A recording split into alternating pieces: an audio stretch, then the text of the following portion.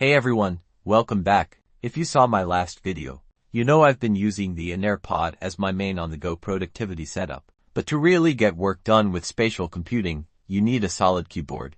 It has to be compact, comfortable for long typing sessions, and crucially have excellent touchpad gesture support. Today, I'm comparing for different options I've put to the test. The two official Inair keyboards, and to third-party alternatives I already owned, to help you figure out which one is worth your money. Note that this is my first AI-generated review. I had to give it a try. Sorry for the strange, unnatural mid-sentence transitions. But hey, at least I have a great accent. Let's start with the one I ordered with the Inair Pod Go Pack, the official Inair Touchboard Fold, right out of the box. It's highly portable, folds down incredibly small, and the keys feel great. The touchpad is highly responsive, and it supports all of Inair's native system gestures flawlessly. But I ran into a major deal breaker. As a fast, blind touch typist, the layout drove me crazy. They omitted dedicated keys for the period and the comma. To type a period, you have to hold down the FN key.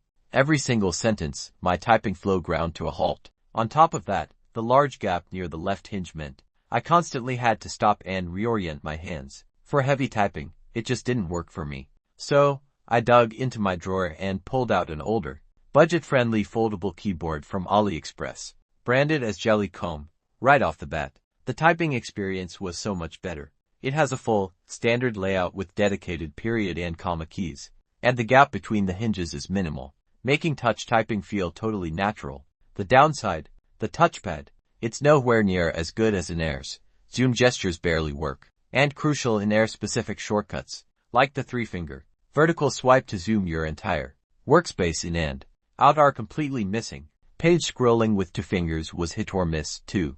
Next up, I tried a full-sized third-party option, the Arteck HB305-RB. If you are typing thousands of words, this is incredibly comfortable.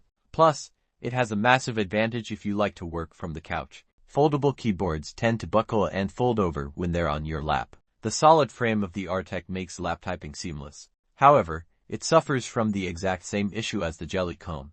The touchpad lacks those critical Inair system gestures that make spatial computing fluid. That brought me to my final test, the official, non-folding Inair Touchboard. This gives you the best of both worlds. You get a full, standard keyboard layout with 0 missing punctuation keys, and full support for all of Inair's custom workspace gestures, including dedicated keys to instantly recenter your view or scale your environment. It's obviously larger than the folding version, but it's remarkably thin and lightweight. If you pair it with the official Elite carrying case, it still makes for a very portable setup. It's not absolutely perfect, though. Unlike the folding options which put the trackpad on the right side, the full touchboard places it right below the spacebar. Early on, my palms kept accidentally brushing against it, causing my cursor to jump mid-sentence. You do learn to float your hands over time to avoid this, but it takes some getting used to.